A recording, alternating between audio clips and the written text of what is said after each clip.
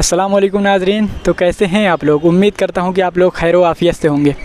तो नाज़रीन, आज के इस वीडियो में हम एक ऐसे कोर्स के बारे में बात करने वाले हैं जिसके ज़रिए से जो मदरसे में पढ़ रहे तालिबे इल्म हैं वो भी अलीगढ़ मुस्लिम यूनिवर्सिटी में एडमिशन ले सकेंगे।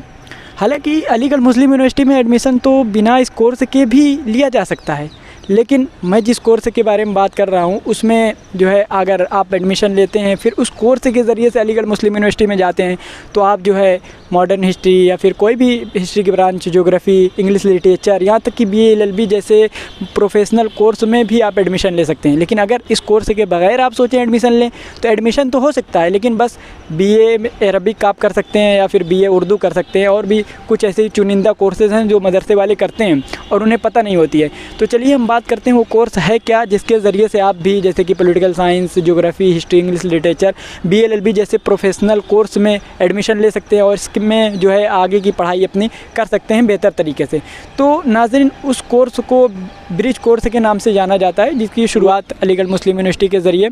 2013 में की गई थी। ये कोर्स का जो मकसद था बनाने का कि अलीगढ़ मुस्लिम यूनिवर्सिटी में मदरसे वाले बच्चों को लाना और वो आगे की पढ़ाई कर सकें, क्योंकि मदरसे वाले जो बच्चे होते हैं उनकी भी कहीं ना कहीं ख्वाहिशात होती है कि मतलब वो अलीगढ़ यूनिवर्सिटी में आगे पढ़ें और सारी चीज़ें कि जैसे कॉलेज वाले पढ़ते हैं, यानी कि जिनकी स्कूलिंग हुई रहती है वो लोग पढ़ते हैं, उसी तरीके से वो लोग भी पढ़ सकें। तो इसको डिज़ाइन किया गया था यानी कि दीनी तालीम को असरी तालीम से जोड़ने के लिए। जिस तरीके से एक रास्ता दूसरे रास्ते को जोड़ने के लिए, एक रास्ते से दूसरे रास्ते को जोड़ने के लिए पुल का इस्तेमाल किया जाता है, ठीक उसी अंदाज़ में ब्रिज कोर्स का भी जो है आगाज़ किया गया था कि मदरसे के बच्चों को यूनिवर्सिटी की पढ़ाई के साथ हम लिंक कर सकेंगे, उनको जोड़ सकेंगे, उनका लेवल सेम कर सकेंगे। तो अब बात करते हैं कि इस कोर्स में आने के लिए एलिजिबिलिटी क्राइटेरिया क्या है, यानी कि आपको क्या आपके अंदर खूबियाँ होनी चाहिए, आपकी क्वालिफिकेशंस कह सकते हैं। तो सबसे पहले तो आपकी एज पे हम बात करते हैं कि आपकी एज जो होनी चाहिए वो 22 साल से कम ही होनी चाहिए। आपकी एज जो है 22 साल से अगर आपकी कम है तभी आप इसके लिए एलिजिबल होंगे। दूसरी चीज़ हम बात करते हैं कि आपकी क्वालिफिकेशंस वो होनी चाहिए कि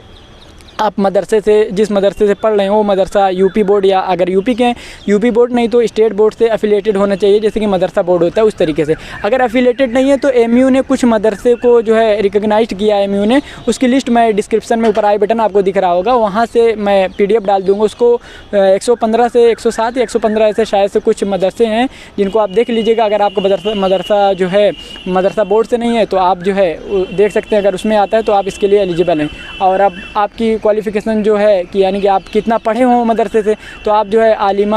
है, अगर लड़की हैं तो आलिमा फ़ाजिला होनी चाहिए, अगर आप लड़के हैं तो भाई आप जो है फ़जीलत का कोर्स जो आलमियत का होता है बेसिकली आप मतलब पढ़ के वहाँ से आ रहे हों। और इसके कोर्स स्ट्रक्चर की बात करें तो भाई जो एग्ज़ाम होता है, इसका एग्ज़ाम 2 फेज़ में होता है। एक रिटर्न एग्ज़ाम होता है जो कि 200 नंबर का होता है, और एक एग्ज़ाम जो होता है आपका, अगर 200 नंबर का आप क्वालिफाई कर लेते हैं तो आपका एक इंटरव्यू होता है जो कि 50 नंबर का होता है। जो दोनों एग्ज़ाम को मतलब क्वालिफाई कर लेगा, जाहिर सी बात है उसी का एडमिशन होगा। तो अब बात करते हैं कि एग्ज़ाम तो इस तरीके से होता है, एग्ज़ाम का सिलेबस क्या होता है ना। तो एग्ज़ाम का सिलेबस में जो होता है कि आपको इस्लामिक स्टडीज़ और बेसिक इंग्लिश की ज़रूरत होती है, और बहुत सी गाइड वगैरह आती है। अगर आप इस चीज़ के लिए मन बना लेंगे तो बहुत से रास्ते हैं तैयारी करने के लिए, और भी मेरे कुछ सीनियर्स हैं, मैं उनसे पूछ कर आपको डिस्क्रिप्शन में सारी चीज़ें जो बुक होगी ज़रूरी इस कोर्स के लिए, मतलब एंट्रेंस के लिए, तो मैं सारी बुक की जो है जो लिंक होती है जहाँ से आप परचेज़ कर सकते हैं उसको मैं सारी डिस्क्रिप्शन में दे दूँगा, या फिर कुछ हो सकेगा तो मैं अपने टेलीग्राम पर भी मतलब फ्री PDF भी अवेलेबल करा दूँगा। तो ये सारी जानकारी थी जो मैंने इकट्ठा करी थी इधर उधर से अपने सीनियर से। तो अगर आपको अच्छी लगी हो या फिर ये वीडियो हेल्पफुल लगी हो, या फिर ऐसा कोई आपके जान पहचान को हो जो मदरसे में पढ़ रहा हो और आपको लग रहा हो कि अगर उस तक पहुंचा देंगे तो उसका फ़ायदा हो सकता है, तो वीडियो को हमारी शेयर करें, हमारा मकसद भी यही है। तो वीडियो को शेयर करें। आज की इस वीडियो में इतना ही, मिलते हैं अगले वीडियो में, तब तक के लिए चैनल को सब्सक्राइब कर लें, अपने दोस्तों के साथ शेयर कर दें।